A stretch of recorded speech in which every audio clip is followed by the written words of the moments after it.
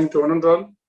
My pranams to Mr. V.R. Sampath, who has given the opportunity for me to do this, and a great salute to Justice Tamilvanan, and who was a guiding speaker to us when he was a judge at Madras High Court at Madurai, and Dr. Gandhi, who has given an exuberant speech on international law, an area which is less exposed to advocates in domestic level, and my beloved sister Adilashmi for giving the opportunity to me. And I just convey my regards to one and all person here. So the topic of the day today is something very sensitive, and we are on federalism vis-a-vis the concurrent list. As you all know, Indian Constitution is neither unitary nor federal, it is quasi-federal. Federalism is basically a concept relating to the mode of government. If the governance is left to the single system, it's called unitary form of government, and we have the best example in UK and Japan.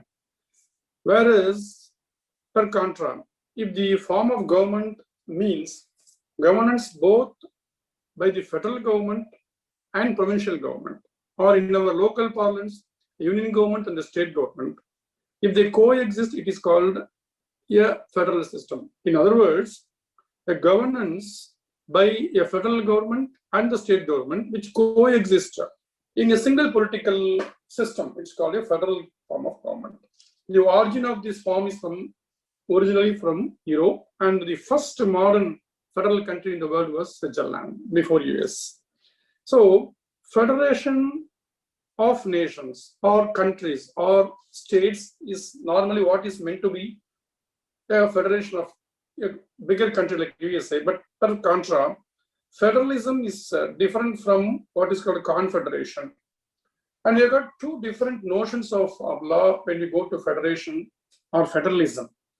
Federalism is different from confederation, and it means where the general level of government is subordinate to a regional level. That is called confederation.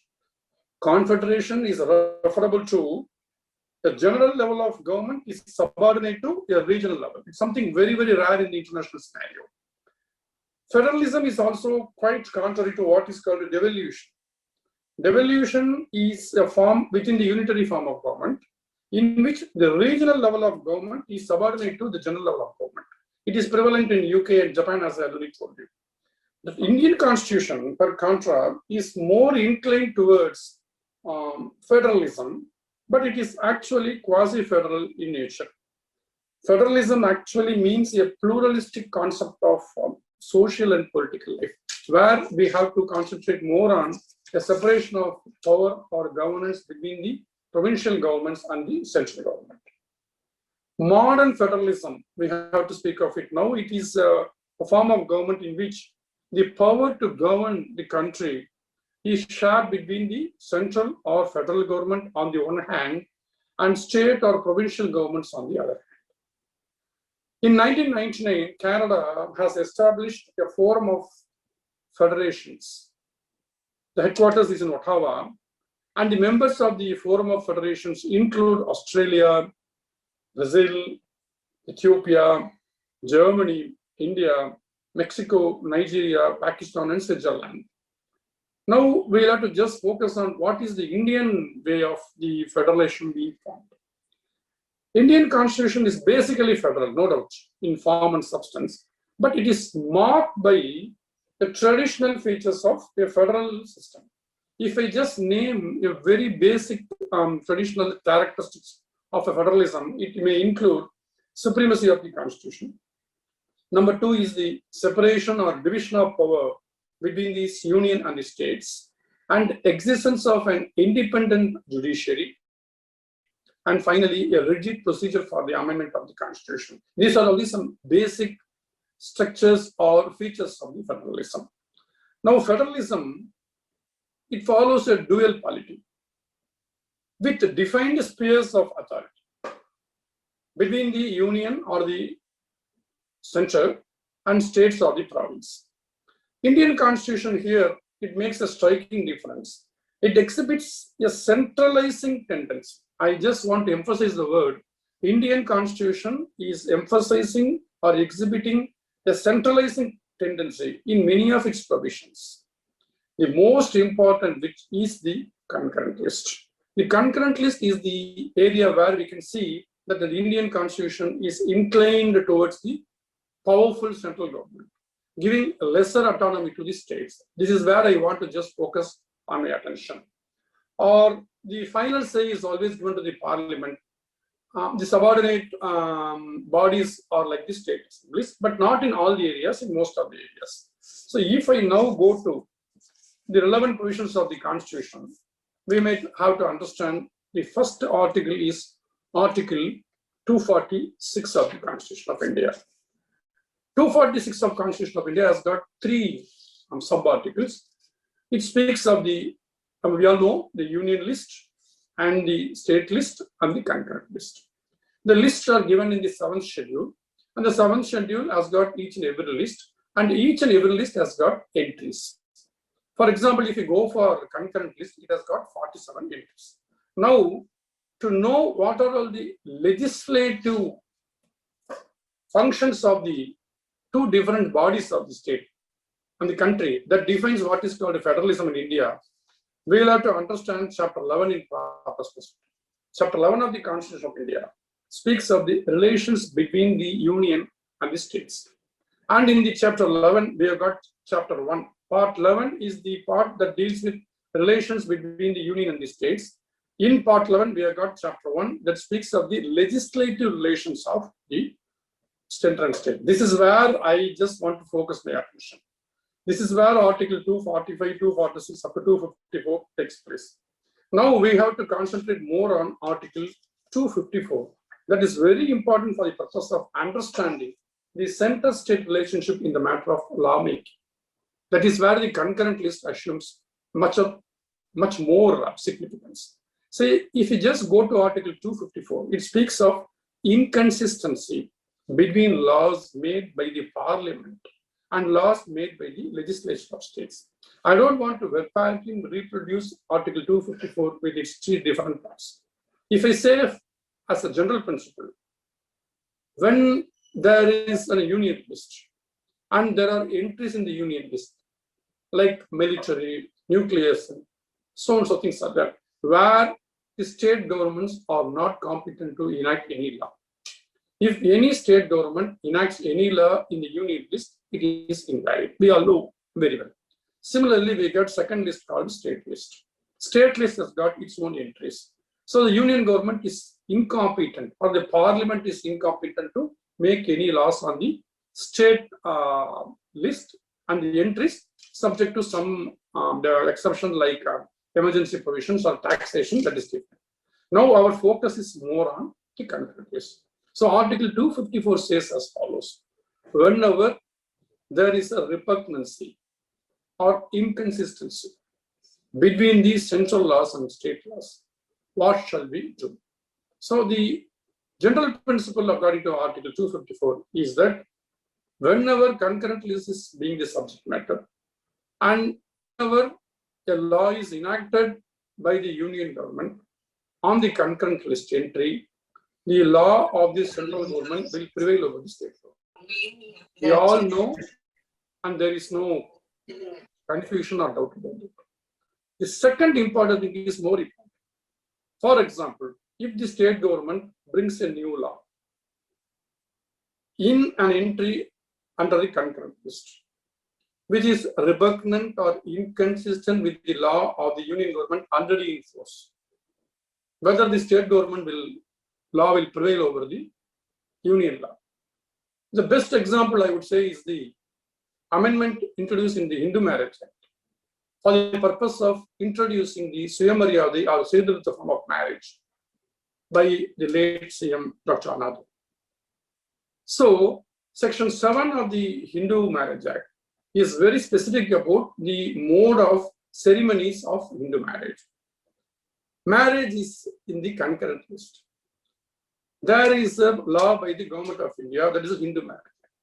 So when the government of Tamil Nadu introduced a new bill by making an amendment into the Hindu Marriage Act, applicable only for the state of Tamil Nadu, they invoked Article 254 subclause 2, which says, if the state government makes a law on a specific entry under list 3 of the constitution or the concurrent list, and if the law of the state government duly passed by the assembly is given assent by the President of India, there lies the difference. For the state law, if the President of India at the behest of the union government gives assent, members please mind that the state law will prevail over the central law.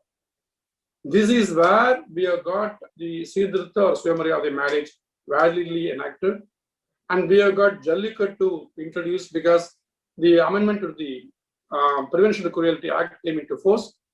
The bulls are now exempted for the purpose of Tamil Nadu from the exhibited animals, and for some time we had exemption from NEET because of the invocation of clause 2 of Article 254. So I repeat once again, if the parliament is having a law and the state government brings a different law contrary to the parliamentary law for any entry in concurrent list, and for the state law, if the President of India gives assent, the state law will prevail over the central law. That is what is being sought to be done by the present government to get exemption from NEET. Politically, whether it is possible or not is a different matter altogether. Legally, it is possible if the President gives consent. Now the question is how to make federalism more successful in Indian context. This is where I want to focus. I may request my beloved friends and dignitaries here, please leisurely go through the entries in Schedule 7 of the Indian Constitution, where we can see nearly 47 entries in the concurrent list. Now the question posed to us is, what should we do to achieve a federalism more effective between the central and the state? So we have come to know that whenever a law is enacted by the state government, unless it is given assent by the President of India, state law will not prevail over the central law. There is one more clause which is not even seen by most of the persons. For example, I take the example of the Hindu Succession Act. Hindu Succession Act did not give equal right in the co-cautionary property for the Hindu women till 2005.